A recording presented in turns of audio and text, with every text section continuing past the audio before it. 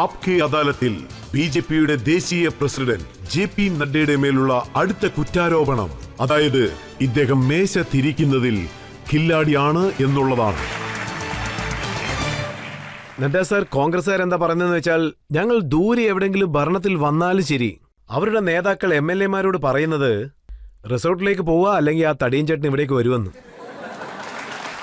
അതായത് നിങ്ങളുടെ MLA നിങ്ങളുടെ ഭാഗത്തില്ലെങ്കിൽ ഈ അവസ്ഥ എങ്ങനെ ഏർപ്പെടും? താങ്കളല്ലേ ഉണ്ടാക്കിയെടുത്തത്? ഞാനൊന്നും ചെയ്തില്ല. ഇത് അവരുടെ കുടുംബത്തില് ഒരു വീക്കായ ഒരു സ്റ്റേജ് എന്നാണ് ഇതിന് പറയേണ്ടത്. അവരുടെ പാർട്ടികളൊക്കെ നശിച്ചുകൊണ്ട് വരുവാണ്. അങ്ങനെ നശിക്കുന്ന സമയത്ത് ആരാണോ ആ സമയത്ത് അലേർട്ട് ആയിട്ടിരിക്കുന്നത്, ഏത് പാർട്ടികളാണോ ആക്റ്റീവ് ആയിട്ടിരിക്കുന്നത്, അവരവരോടൊപ്പം ചേർക്കൂലോ. ഇലക്ഷനിൽ ആര് ജയിച്ചാലും ശരി, അവിടെ നഡ്ഡ സാറും അമിത്ഷായും ചേർന്ന് താമര വിരിയിപ്പിക്കും. ഇല്ല, ഞാൻ പിന്നെയും പറയാം, അങ്ങനെയൊന്നും നടക്കാൻ പോകുന്നില്ല. അവരവിടുന്ന് ഇട്ടിട്ട് വരാന്ന് പറയുമ്പോ നമ്മൾ എന്ത് ചെയ്യാനാണ്? ഇതെങ്ങനെ അംഗീകരിക്കാൻ പറ്റും? അതായത് ഹിമാചൽ പ്രദേശിൽ ഇലക്ഷൻ നടന്നു, റിസൾട്ട് വന്നു, കോൺഗ്രസ് കംഫർട്ടബിൾ മെജോറിറ്റിയിലാണ് ഉള്ളത്. പക്ഷെ അവരുടെ ഡിസ്കഷൻ എന്താണെന്ന് വെച്ചാൽ, രാത്രി ഏത് റിസോർട്ടിലാണ് പോകുന്നത്, അല്ലെങ്കിൽ ആ തടിയൻ ചട്ടം വരുമെന്ന്. അങ്ങനെയാണെങ്കിൽ അവരുടെ MLA അവരുടെ കൺട്രോളിൽ തന്നെ ഇല്ലെന്നാണല്ലേ പറയണ്ടേ? അതുകൊണ്ടാണല്ലോ അവര് റിസോർട്ടിൽ കൊണ്ടുപോയി വെക്കേണ്ടത്. നമ്മുടെ ആൾക്കാർ ആരെയും കൊണ്ടുപോയില്ലല്ലോ. അവിടെ ആരെവിടെ പോയി ചുറ്റിയാലും എല്ലാവർക്കും അതറിയാം. പ്രധാനമന്ത്രി മോദിജിയുടെ തലമേല് എന്താണ് തീരുമാനിച്ചിരിക്കുന്നത് അത് മുന്നെടുത്ത് ചെല്ലണമെന്ന് വിചാരിക്കുള്ളൂ. ഞങ്ങളുടെ ആൾക്കാർ ആരും റിസോർട്ടിൽ പോകുന്നില്ല. അത് താങ്കളുടെ ഹോം സ്റ്റേറ്റ് ആണ്. അവരെ മര്യാദയ്ക്ക് ഭരിക്കാൻ വിടുവോ ഇല്ലയോ? അവര് നല്ല രീതിയിൽ നടക്കട്ടെ, ഞാൻ അവർക്ക് സപ്പോർട്ടായിട്ടുണ്ടാവും പറഞ്ഞിരിക്കുന്നതാണ്. പക്ഷെ നിങ്ങളാണ് നിങ്ങളുടെ കുടുംബത്തെ നോക്കണ്ട, സൂക്ഷിച്ചു നോക്കണമെന്നും പറഞ്ഞിട്ടുള്ള കാര്യമാണ്. നേരത്തെ ഇത് പറഞ്ഞതാണ്. ഇത് കേട്ടതിന് ശേഷം എനിക്ക് ഇല്ല, അങ്ങനെയൊന്നുമില്ല. അവര് അവരുടെ വഴിയെ പോവട്ടെ. ഞാൻ എന്തിനാ ഇടയ്ക്ക് ഒരു കട്ടുറുമ്പാവുന്നത്? ഞാൻ അങ്ങനെ ഇരിക്കാൻ പോകുന്നില്ല. അവർക്ക് ഞാൻ തെളിച്ച് പറഞ്ഞിട്ടുള്ളതാണ് എന്റെ full support. Party development of Himachal Pradesh, ഞാൻ അവരുടെ ഒപ്പം നിൽക്കും. രാജസ്ഥാനിൽ നോക്കിയാൽ അശോക് ഗെഹ്ലോട്ട് അവിടെയുള്ള 51 MLA മാരെ അവിടെ ഹോട്ടലിൽ താമസിപ്പിക്കേണ്ടി വന്നു. അതിനുശേഷം ശരിക്കും പേടിച്ചു. അതുകൊണ്ട് അവിടെ നിന്ന് 51 പേരെയും ജയ്സാമറിലേക്ക് കൂട്ടിക്കൊണ്ടുപോയി, അതും പോലീസ് പ്രൊട്ടക്ഷനിൽ.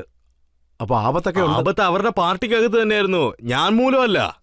അവരുടെ പാർട്ടിക്കകത്ത് തന്നെ ചില ആൾക്കാര്, ആരെയൊക്കെയാണ് അവർ ഡൽഹിയിലോട്ട് വിളിച്ചത്, നിങ്ങൾക്ക് ഇത് തരാം, ഞാൻ അത് തരാമെന്നും പറഞ്ഞ്. അങ്ങനെ നോക്കുവാണെങ്കിൽ നിങ്ങളുടെ ശക്തി എവിടെയെങ്കിലും, അതായത് മോറൽ ശക്തി എവിടെയെങ്കിലും എടുത്ത് തീരും. പാർട്ടിയിൽ എങ്ങനെ ഇതൊക്കെ നടക്കുന്നു? ഒരു പാർട്ടിയിൽ നിന്ന് MLA അല്ലേ വരുന്നത്, അവരെയൊക്കെ സുരക്ഷിക്കേണ്ട ജോലി ആരുടേതാണ്? നിങ്ങളുടേതല്ലേ? നിങ്ങളുടെ അടുത്തൊന്നും പിരിഞ്ഞ് എന്തിനാ അവർ പോകാൻ ആഗ്രഹിക്കുന്നത്? നിങ്ങൾ എന്തിനാ കൈയാളാൻ വിചാരിച്ചത്? ഇതാണ് ആ കുടുംബത്തിന്റെ അവസ്ഥ. അതായത് മുഖ്യമന്ത്രി അശോക് ഗെഹ്ലോട്ട് എന്താണ് പറഞ്ഞതെന്ന് വെച്ചാൽ, ഭാരതീയ ജനതാ പാർട്ടി, JP നഡ്ഡ പണബലത്തിന്റെ ധൈര്യത്തിൽ ഭരണം കമഴ്ത്താൻ നോക്കിയെന്ന്. ഓൾറെഡി 5 സർക്കാരിനെ കമഴ്ത്തിയടിച്ചു, 6ാമതായി എന്നെയും നോക്കി. അത് അവരുടെ പ്രശ്നമാണ്, അവരാണ് അതിനെക്കുറിച്ച് ചിന്തിക്കേണ്ടത്. ഞങ്ങളുടെ അടുത്ത് വന്ന് നിന്നിട്ട് പാർട്ടി ഉണ്ടാക്കണമെന്നും പറഞ്ഞുകൊണ്ടിരുന്നാൽ ഞാൻ പോയി അവരുടെ അടുത്ത് ഇല്ല നിങ്ങൾ പൊക്കോന്നാണോ പറയാൻ പറ്റുന്നത്? സാർ, അങ്ങനെ ഞങ്ങളെ കൊണ്ട് ഒരിക്കലും പറയാൻ പറ്റത്തില്ല. ഇല്ല, ഒരിക്കലും അങ്ങനെയൊന്നും ചെയ്യില്ല. അങ്ങനെയൊന്നുമില്ല രജിത് സാർ, ഞാൻ ഒരിക്കലും ആരും അങ്ങനെ പേടിപ്പിക്കില്ല. പേടിപ്പിച്ച് ആരെയും കൂടെ നിർത്തിക്കാൻ പറ്റത്തില്ല. എപ്പോഴാണ് ഇതിനെല്ലാം ഒരു മാറ്റം വന്നത്? നഡ്ഡ സാർ BJPയുടെ അധ്യക്ഷനായപ്പോ. 2019 മുൻപ് ഇങ്ങനൊന്നും സംഭവിച്ചില്ലല്ലോ. കർണാടകയിൽ നിങ്ങൾക്ക് മെജോറിറ്റിയേ ഇല്ല. പക്ഷേ കുറച്ചു നാളിനുള്ളിൽ നിങ്ങളുടെ ഭരണം അവിടെ. ഞാൻ പിന്നെയും പറയുവാണ്, അവിടെ എന്താ നടന്നതെന്ന് വെച്ചാൽ, അവിടെ അന്ന് ജനങ്ങൾ കോൺഗ്രസ് കക്ഷി, അതായത് കുമാരസ്വാമിക്കെതിരെയൊക്കെ അന്ന് ജനങ്ങൾ ഒരു വിധത്തിൽ എന്തൊക്കെയോ നടന്നുകൊണ്ടിരുന്നായിരുന്നു.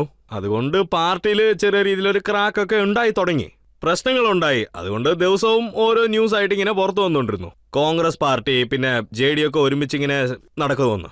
അതവിടെ ഒരു ചോദ്യചിഹ്നമായിരുന്നു. അവരുടെ പാർട്ടിക്ക് ബലമില്ലാത്തത് കൊണ്ട് അവർ നേരെ ഞങ്ങളുടെ അടുത്തോട്ട് വന്നു ചേർന്നു. 17 MLA മാരെ രാജിവെപ്പിച്ചു.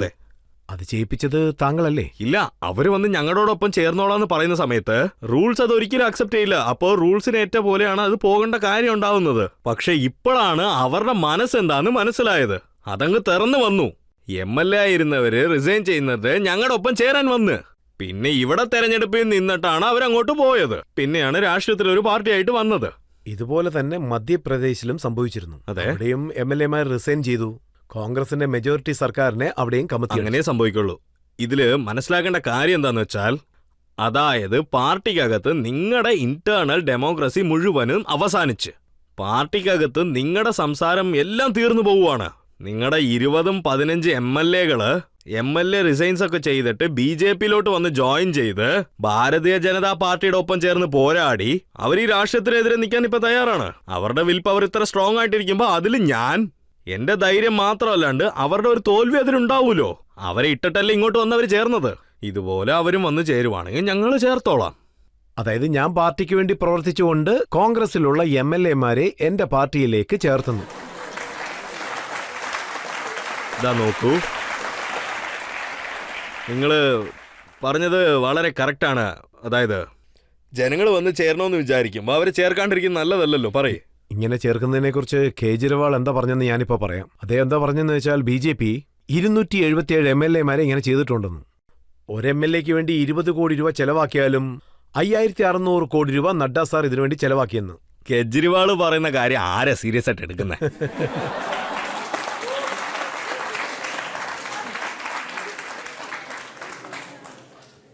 സ്വാതന്ത്ര്യ ഇന്ത്യയിലുള്ള ഓരോരുത്തരും ഒരു തലവന്റെ മുമ്പില് ബോർഡും വെച്ചോണ്ട് അലയേണ്ട അവസ്ഥയാണ് ഞാനൊരു നല്ലവനാകുന്ന.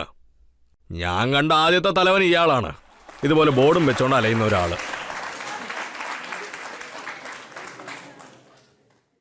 ഇപ്പൊ നിങ്ങൾ ഗുജറാത്തിലൊക്കെ കണ്ടു കാണും, ഒരു പേപ്പർ എടുത്ത് നോക്കിയാൽ മതി. IBയുടെ റിപ്പോർട്ട്, അതായത് ആം ആദ്മി പാർട്ടി പിന്നെയും ചേരുന്നെന്ന്. ഇങ്ങോട്ട് നോക്ക്, ഞാനൊരു പേപ്പറിൽ എഴുതി തരാം, അത് നോക്കിക്കോളൂ. എവിടെ അവർ ഒതുങ്ങിയത്? എവിടെ അവരിരുന്നു? എവിടെ വന്നാ അവരുടെ അവസ്ഥ മാറിയത്? നിങ്ങൾക്കത് മനസ്സിലാവണമല്ലോ. ഞാൻ ഇടയ്ക്കിടയ്ക്ക് അവരുടെ അടുത്ത് ചോദിക്കുന്ന ആ മറ്റേ പേപ്പർ എന്തിയേ? ഒന്നാ പേപ്പർ കാണിച്ചു തരൂ, അതിനുള്ള ഉത്തരം വന്നില്ല. ഇതുപോലത്തെ ആളുകളെ അല്ല, അദ്ദേഹം എന്താ പറയുന്നത് വെച്ചാൽ ഡൽഹിയിലുള്ള അദ്ദേഹത്തിന്റെ ഭരണം ഇല്ലാതാക്കാൻ താങ്കൾ ശ്രമിച്ചെന്ന്. ഞാൻ അതാണ് പറയുന്നത്. ചാക്കിലാക്കാൻ അത് തന്നെയാ പറഞ്ഞത്. ശരി, കെജ്രിവാളിന്റെ ക്രെഡിബിലിറ്റി എന്താണ്? ഞാൻ പാർട്ടി തുടങ്ങൂല, ഇതാ ഇപ്പൊ തുടങ്ങി. ഞാൻ തെരഞ്ഞെടുപ്പിൽ നിൽക്കൂല, പക്ഷെ ഇതാ നിൽക്കുന്നു. കോൺഗ്രസിന് സപ്പോർട്ട് ചെയ്യില്ല, ഇതാ ഇപ്പൊ സപ്പോർട്ട് ചെയ്യുന്നു. ഞാൻ ക്രിമിനൽസിനൊന്നും സപ്പോർട്ട് ചെയ്യില്ല, ഇതാ ഇപ്പൊ ഒരാൾ ജയിലിലുണ്ട്, മറ്റുള്ളവരൊക്കെ ബെയിലുണ്ട്. അതിന്റെ ഒപ്പം ക്രിമിനൽ ചാർജസും ഉണ്ട്. നിങ്ങളത് കണ്ടിരിക്കുമല്ലോ, എല്ലാവരുടെയും ക്രെഡിബിലിറ്റി. അതായത് ഇദ്ദേഹത്തിന്റെ ക്രെഡിബിലിറ്റി. നാണം ഉണ്ടാവണം. ഒരു തെറപ്പിസ്റ്റിനെ റേപ്പിസ്റ്റ് ആക്കിയേക്കുവാ. അപ്പോ എന്ത് എക്സ്പ്രഷൻ ആയിരുന്നു ആ സമയത്തൊക്കെ? നാണം ഉണ്ടാവണം എന്ന് പറയുന്ന സമയത്ത്. പിന്നെ സത്യേന്ദ്ര ജെയിൻ അദ്ദേഹം തെറപ്പിസ്റ്റിനെയാണ് റേപ്പിസ്റ്റ് ആക്കിയത്. ഇതുപോലെ സത്യേന്ദർ ജെയിൻ ചെയ്ത എല്ലാം അദ്ദേഹം കണ്ടില്ലേ? എല്ലാം കൂടെ കണ്ടു. പിന്നെ മറ്റേ അദ്ദേഹത്തിന് ശരീരത്തിന് നല്ല സുഖമില്ല, അതുകൊണ്ട് കുറച്ച് മസാജ് ആവശ്യമുണ്ടെന്ന്. അതെ, അത് തീർച്ചയായിട്ടും. ജയിലില് മസാജൊക്കെ ചെയ്തോണ്ടിരിക്കുമെന്നാ തോന്നുന്നത്, ആണല്ലോ. ഞാനെന്താ പറഞ്ഞു വന്നതെന്ന് വെച്ചാൽ,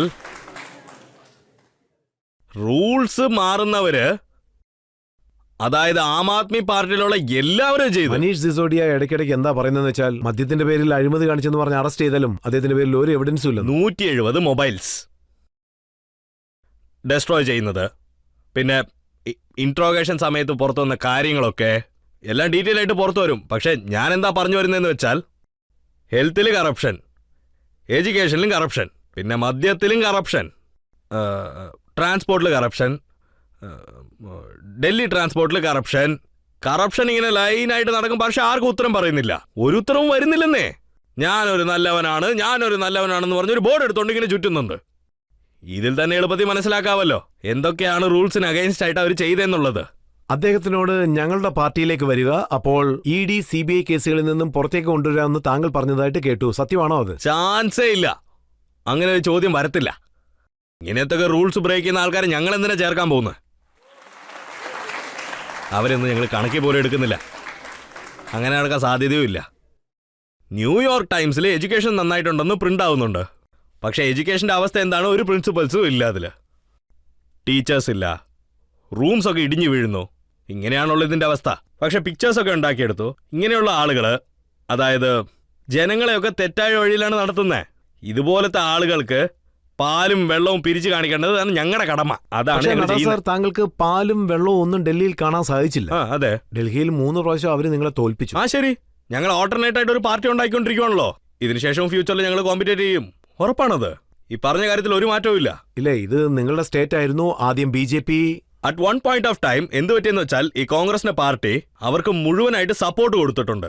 ഇതിൽ എങ്ങനെയാണ് അവർ മത്സരിച്ചതെന്ന് നിങ്ങൾ നോക്കിയാൽ, രണ്ടുപേരും കൂടെ ഒരുമിച്ചാണ് മത്സരിച്ചിരുന്നത്. സോ ഇത് കൂട്ട് മത്സരത്തിൽ നാച്ചുറലി ഒരു നല്ല ഔട്ട്കം തീർച്ചയായിട്ടും ഉണ്ടാവും. ഞങ്ങളത് മനസ്സിലാക്കി. ഇപ്പൊ തനിച്ചാണ് നമ്മൾ മത്സരിക്കേണ്ടതെന്ന് അറിഞ്ഞുകൊണ്ട് നമ്മൾ തനിച്ച് ചെയ്യാൻ ആരംഭിച്ചിട്ടുണ്ട്. ഇക്കാര്യം പറഞ്ഞാണ് കളിയാക്കുന്നത്. അതായത് ഡൽഹി കോർപ്പറേഷൻ ഇലക്ഷനിൽ BJP വലിയ നേതാക്കന്മാരെ കളത്തിലിറക്കി, മുഖ്യമന്ത്രിമാരൊക്കെ വന്ന് പ്രചാരണം ചെയ്തു, എന്നിട്ടും ജയിച്ചില്ല. ഞങ്ങൾ എല്ലാ തെരഞ്ഞെടുപ്പിലും ഇങ്ങനെ നിൽക്കുന്നത്. ഏത് തെരഞ്ഞെടുപ്പാണെങ്കിലും അത് തെരഞ്ഞെടുപ്പായിട്ടേ കാണത്തുള്ളൂ. ഞങ്ങൾ ഒരു ദിവസത്തിൽ തീരുമാനിക്കത്തില്ല. ഹൈദരാബാദിൽ മുനിസിപ്പൽ കോർപ്പറേഷൻ തെരഞ്ഞെടുപ്പ് നടന്നിരുന്നു. ആ കോർപ്പറേഷന് വേണ്ടി ദേശീയ തലവനാണ് ഇവിടുന്ന് പോയിരുന്നത്. പോയിരുന്നത്. ഞങ്ങൾ അവിടെ പോയി വിജയിച്ചിട്ടാണ് വന്നത്. ഞങ്ങൾ ഈ തെരഞ്ഞെടുപ്പിൽ മത്സരിക്കുന്ന സമയത്ത് ഒരു സ്റ്റേറ്റിന്റെ സിമ്പിളും ഞങ്ങളുടെ കയ്യിൽ ഉണ്ടാവില്ല. ഞങ്ങൾ തെരഞ്ഞെടുപ്പിന്റെ കളത്തിലെ പോരാടത്തുള്ളൂ, അവിടെ തന്നെ പോരാടത്തുള്ളൂ.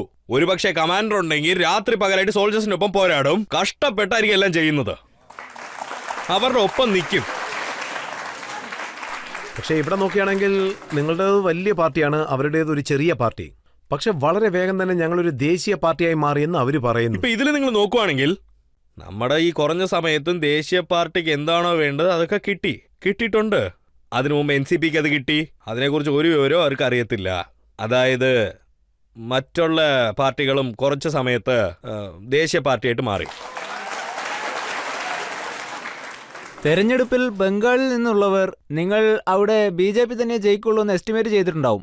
എന്നാൽ റിസൾട്ട് കണ്ടപ്പോൾ നിങ്ങൾ വല്ലാതെ ഹേർട്ടായിട്ടുണ്ടാവും. അതായത് നിങ്ങളുടെ വീട്ടിലുള്ള ആരെങ്കിലും ബംഗാളിൽ നിന്നുള്ള ഒരാളായിരിക്കാം, അതായത് നിങ്ങളുടെ ഭാര്യ.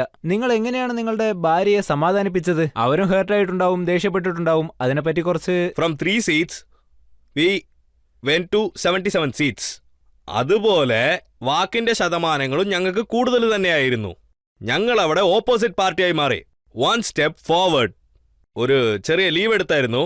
ഇത് ഞങ്ങൾക്കൊരു നീണ്ട പാച്ചലായിരുന്നു. അതെ, ഞങ്ങൾക്ക് ഭരണത്തിൽ വരാൻ പറ്റാത്തത് സത്യമാണ്. വരാൻ കഴിഞ്ഞില്ല. അതിന് ഒരുപാട് കാരണങ്ങളും ഉണ്ട്. നിങ്ങൾക്കറിയാം, അവസാനത്തെ 3 സ്ഥലത്തിന്റെ തെരഞ്ഞെടുപ്പിലൊക്കെ കൊറോണ വന്നെത്തി. ഞങ്ങളുടെ പ്രചാരണം നിന്നുപോയി. ഇല്ലെങ്കിൽ ഞങ്ങളുടെ വേറെ ഇതുപോലെ കുറെ കാരണങ്ങള്. 20 നിന്ന് 40 സീറ്റ് കിട്ടേണ്ടതാ ഞങ്ങൾക്ക്. അതിൽ സംശയമില്ല. മമതാജി പറയുന്ന ഈ നഡ്ഡ ചട്ട ഇവരെല്ലാം വരുന്നു. അവര് ഓരോരുത്തർ ചെയ്യുന്ന പിന്നണി വരുന്ന പ്രശ്നമാണ് ഇതൊക്കെ. ഏത് ബാക്ക്ഗ്രൗണ്ടിൽ നിന്നാണ് അവർ വരുന്നത് അതുപോലെ അവർ സംസാരിക്കത്തുള്ളൂ. അവർക്കും ആശംസകൾ. ഞങ്ങളിപ്പോഴും മമതാജി എന്ന് തന്നെ വിളിക്കുന്നത്. ബംഗാൾ അവർക്ക് എത്ര നന്നായിട്ട് അറിയാവോ അത്ര അളവിന് എനിക്ക് നല്ലപോലെ അറിയാം. ഇക്കാര്യം അവർ മനസ്സിലാക്കിയിരിക്കണം. അവർ മനസ്സിലാക്കിയില്ല, അത്രേ ഉള്ളൂ. അവര് ചോദിച്ച ചോദ്യം താങ്കൾ ബംഗാൾ ഇലക്ഷനെ തോറ്റതിന് വീട്ടിൽ വഴക്ക് കേട്ടോന്ന്. ഇല്ല, അതായത് എന്താന്ന് വെച്ചാൽ ഞാൻ ഒരു കാര്യം പറയാൻ ആഗ്രഹിക്കുന്നത് എന്താന്ന് വെച്ചാൽ, ഒരു കാര്യം നന്നായിട്ട് അറിയാം. Never mind, will try again.